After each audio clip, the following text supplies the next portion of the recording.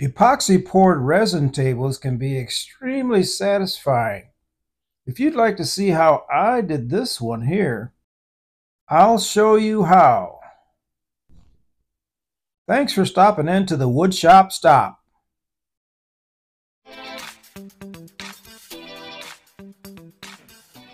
Welcome to the Woodshop Stop. Thanks for tuning in. I'm glad you were able to find the channel. Today's project is going to be a desk or a gaming table. I'd like to thank all my subscribers and all the viewers that have given me the likes and watched the videos. I really appreciate it. If you haven't subscribed to the channel, please consider doing so. Hit the like button for sure, and hit the bell notification so you'll know when I upload new videos. Share the video as well. That helps too. Thanks for tuning in to the Woodshop Stop. Let's get crack-a-lacking.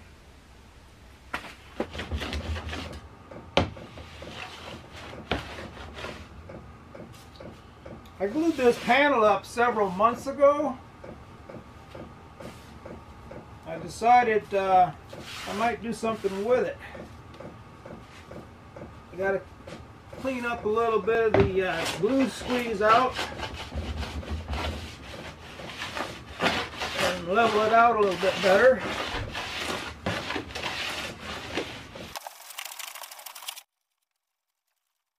This panel is from some boards that my neighbor gave me about a year ago, and they sat in my garage for quite some time, and I finally decided to do something with them, but that was probably 3 months ago. I glued the pieces together and cleaned up all the paint and primer that was on the boards, and now I'm just deciding to use them for a project. I mean, there's nothing much to the boards except they're really old, and they have quite a bit of character. I believe this is cedar. I'm not sure if it's spruce, but it kind of looks like it's cedar because it has that brownish look to it, like cedar does. And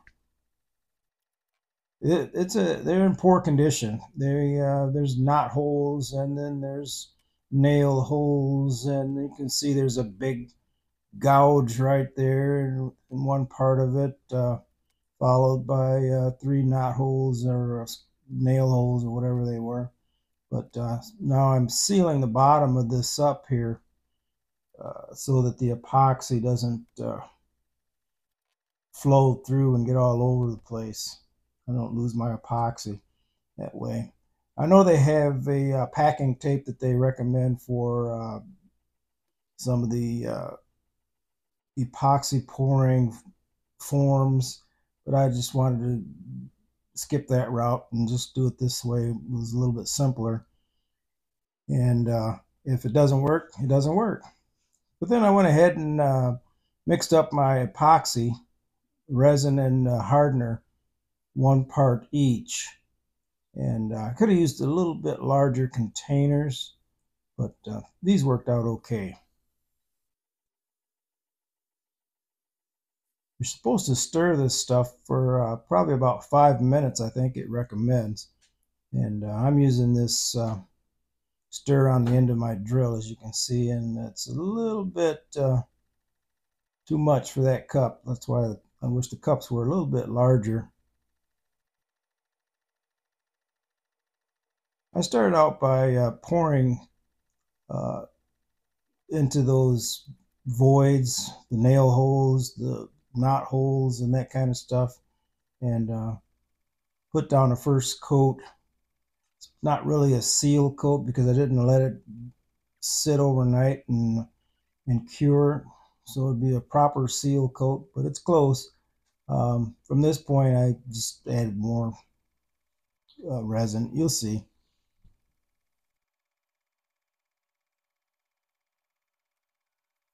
I'm using a piece of plastic. Spread this around. I've got a vinyl card that I use also, which is stiffer.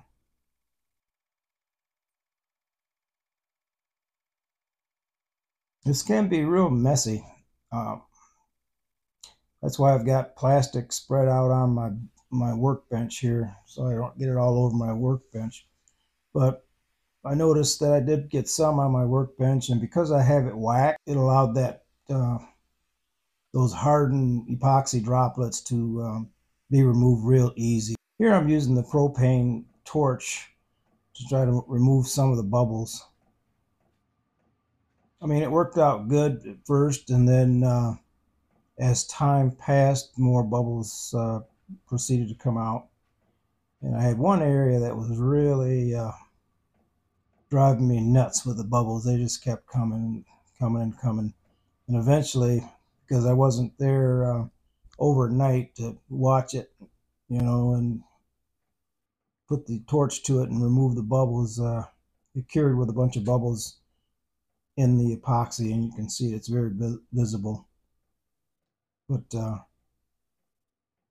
kind of see it right on this end right here. There's kind of a white area with a light shining there. That's where all the bubbles are.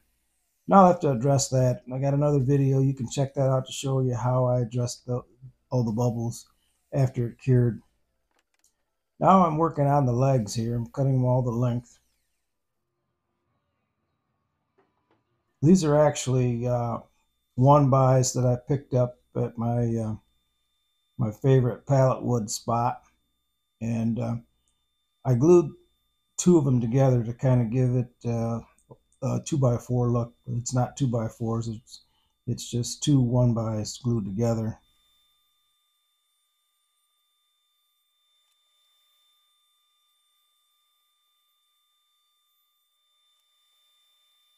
And here I'm trimming them down to size.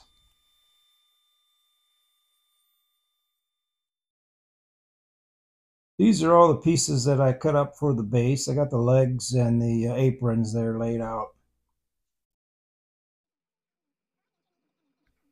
Next, I decided to mix up some wood filler. And this is a water-based wood filler. You just add water to the powder and mix it up till you get your consistency that you want. And then you spread it into the areas needed. It dries pretty fast. If you don't put a heavy coat of this on, this filler can be dry within like an hour. And I really like this. It's something I picked up at the hardware store. Next, we're going to cut the dovetails into the legs for the aprons. The aprons are going to connect to the legs with dovetails. This is a kind of a new feature that I'm trying out here. And as you can see, I've got my dovetail bit and my router, and this is the outcome of the first cut for the legs for the aprons to attach. Now we do the face cut.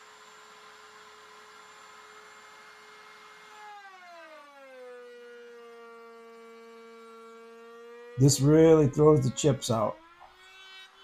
I don't think my vacuum would have helped out on that if I'd have had that attached, because it's shooting the chips out in the wrong direction.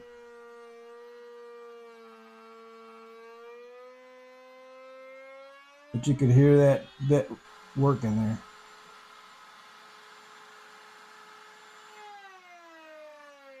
And this is where I probably should have stopped before I cut this one. I made a mistake with my dovetails. I forgot to rotate one of the legs when making the side cut. I'll show you what I'm talking about. I had to repair this. I actually slid another dovetail into the bad cut to fill the void and glued it in and then cut it flush. But it should have been on this side. 2 should have been cut this way, and then 2 should have been cut this way. So Oh well, I fixed it. So we'll go with that. It'll be okay, because these legs are going to be painted anyway.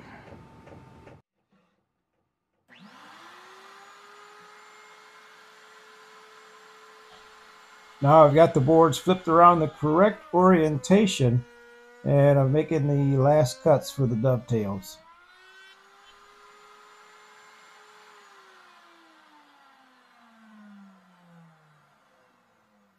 That's how it should have been.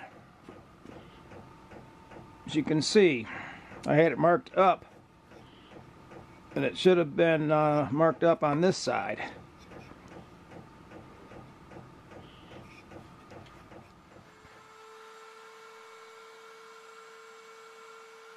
Now I'm cutting the other piece to the dovetail.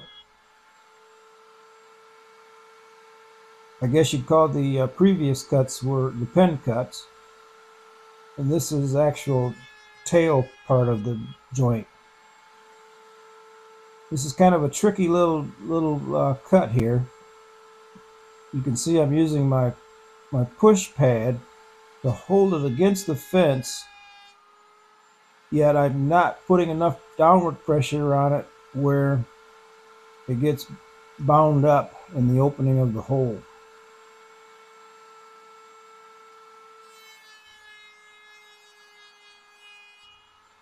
It's kind of a tricky cut, yep. But they worked out very good. Now here I'm doing a dry fit to see how everything goes together. And it looks like we've got success as far as the assembly and how these fit. Some are a little looser than I want, and I think that's from the amount of pressure against the fence when I cut those tails. And some are a little snug, which is okay. These should be good solid joints when all glued up.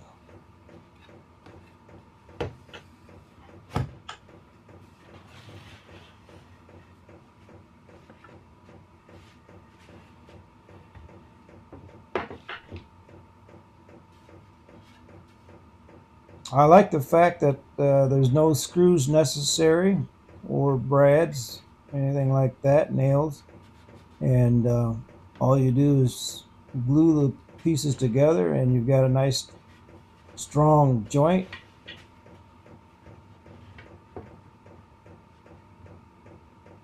And it was fairly easy to do.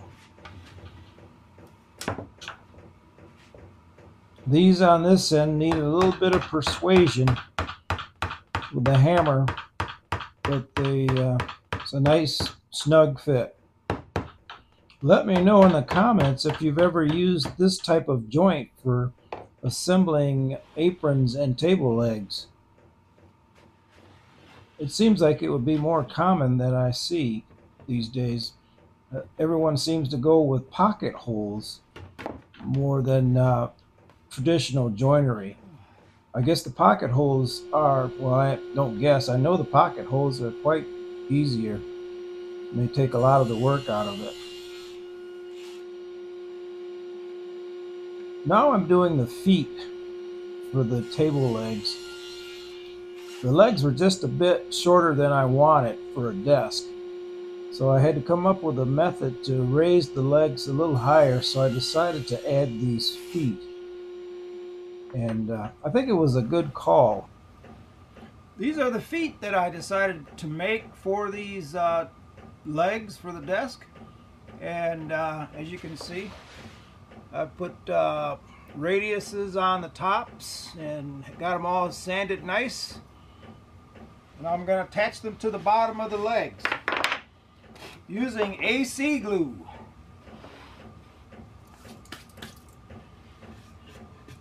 I'll do a light sanding on the bottom of the leg, you can see.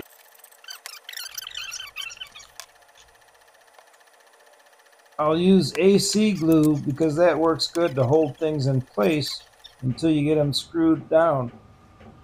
There you can see it.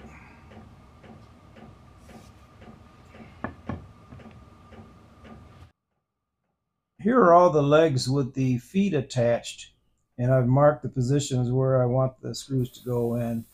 I countersinked them first because that seems to work best. Seems like whenever I countersink after I drill holes, I get the chattery countersink. So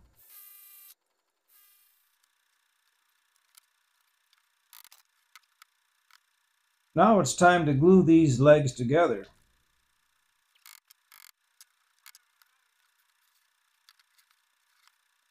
Everything went fairly smooth.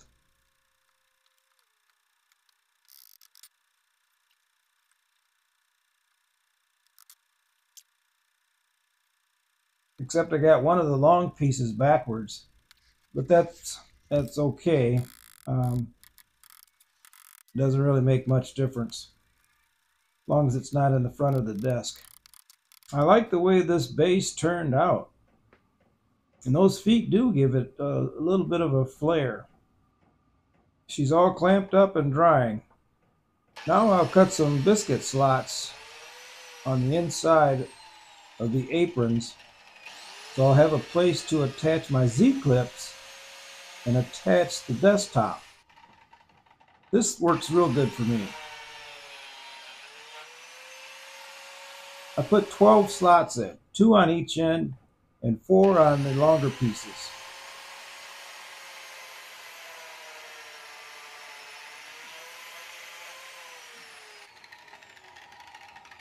I don't see too many woodworkers using the biscuit joiner for this process, but it works great, I think.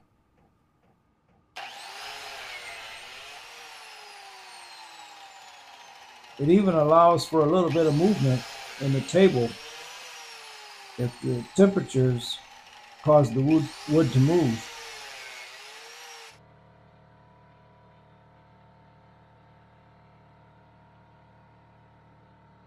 Here you can see it's not that difficult. And it looks uniform.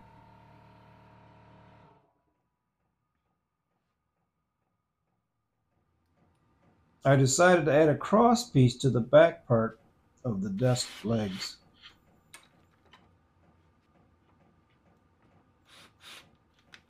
I did this by just using pocket holes, as you can see here.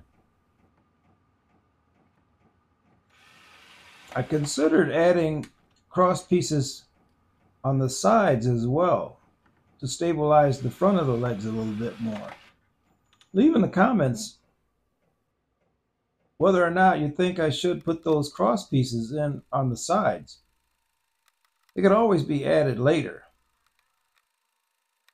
Now it's time to stain it. I'm using a gel stain, and this is black. I think it turned out really nice.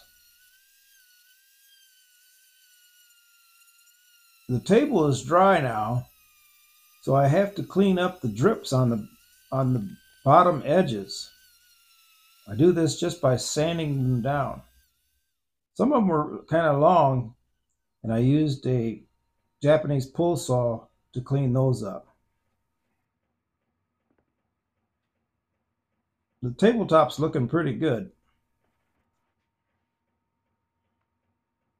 I used the shellac on the underside to coat that and seal it, to keep the moisture out from underneath.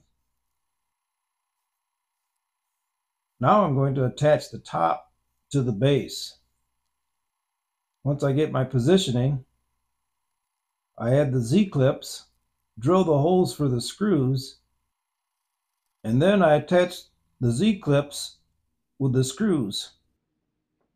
Here is the completed desk. I think it turned out rather nice. If you made it this far, I really appreciate it. I'd like to thank all my subscribers once again, and my viewers that watch and like the video. If you haven't subscribed, please consider subscribing to the channel so you can see more videos like this. Hit the bell notification and you'll be notified each time I upload a video.